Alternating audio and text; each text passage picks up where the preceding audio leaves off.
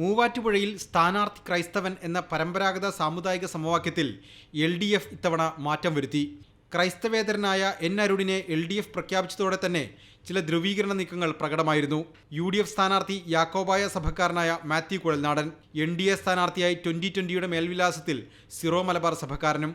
സഭാവികാരവും സാമുദായിക വികാരവും ഉയരാനുള്ള സാധ്യതയും അതുവഴി വോട്ട് ധ്രുവീകരണവും മുന്നണികൾ മുന്നിൽ കാണുന്നു. ഈ ഘട്ടത്തിലാണ് LDFനെയും BJPയെയും ചേർത്ത് ഡീൽ എന്ന ആരോപണവുമായി UDF സ്ഥാനാർത്ഥി മാത്യു കുഴൽനാടൻ തന്നെ രംഗത്ത് വന്നത്. ഈ സ്റ്റേറ്റിലെമ്പാടും നടക്കുന്ന ഡീൽ, ആ ഡീല് മൂവാറ്റുപുഴയിലും വിസിബിളും അപ്പാരൻറ്റുമാണ്. പക്ഷേ ഞങ്ങൾ അതിൻ്റെ ഭയപ്പെടുന്നില്ല. ഈ ഡീലിന് പോകുമ്പോൾ യഥാർത്ഥത്തിൽ നഷ്ടം സംഭവിക്കാൻ പോകുന്നത് LDFനായിരിക്കും, CPMനായിരിക്കും എന്ന കാര്യത്തിൽ സംശയം. അത് ഒരു വശത്തെ വർഗീയത മാത്രമല്ല, മറുവശത്തെ വർഗീയതയും കൂട്ടുപിടിച്ച് എല്ലാ അർത്ഥത്തിലും വർഗീയതയുടെ ഒരു ചേരുവ ഉണ്ടാക്കി പരാജയപ്പെടുത്താൻ പറ്റുമെന്ന് ശ്രമിക്കുകയാണ്. ഞാൻ ഐ ആം ഹാപ്പി അബൌട്ട്. കാരണം വർഗീയതകൾക്കെതിരെ ഏറ്റുമുട്ടാൻ എന്നും എനിക്ക് താല്പര്യമാണ്. UDF ആരോപണം തള്ളിക്കളഞ്ഞ LDF സ്ഥാനാർത്ഥി N. അരുൺ കനകോലുവിൻ്റെ തന്ത്രമാണിതെന്നും ആരോപിച്ചു. ഡീലൊക്കെ കുഴൽനാടൻ്റെ പാർട്ടിക്കാർ നടത്തുന്നതാണ്. അതൊക്കെ വളരെ വില കുറഞ്ഞ ആരോപണമാണ്. ഒരു മറുപടിയില്ല. അത്തരത്തിലൊരു ഡീൽ നടത്തേണ്ട കാര്യമൊന്നും ഇടതുപക്ഷത്തിനില്ല കേരളത്തിൽ.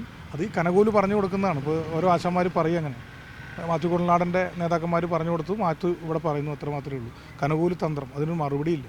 ഇത് മതന്യൂനപക്ഷങ്ങളുടെ വോട്ട് ഇടതുപക്ഷത്തിനെതിരാക്കാൻ വേണ്ടി നടത്തുന്ന പ്രചരണമാണ്. ഇതിൻ്റെ അകത്തൊന്നും ഒരു ഗൗരവമില്ല. കേരളീയ പൊതുസമൂഹം ഇത്തരം വർത്തമാനത്തെയൊന്നും ഏറ്റെടുക്കില്ല. ഇത് തന്ത്രം.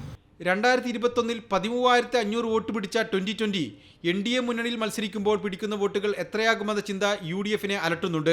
6,900 വോട്ടുകൾക്ക് മാത്രം വിജയിച്ച മാത്യു കുഴൽനാടന് പുതിയ സമവാക്യങ്ങളും ധ്രുവീകരണ സാധ്യതകളും വെല്ലുവിളിയാകും. വികസനമാണ് മാത്യു കുഴൽനാടൻ്റെ പ്രധാനപ്പെട്ട പ്രചരണായുധം.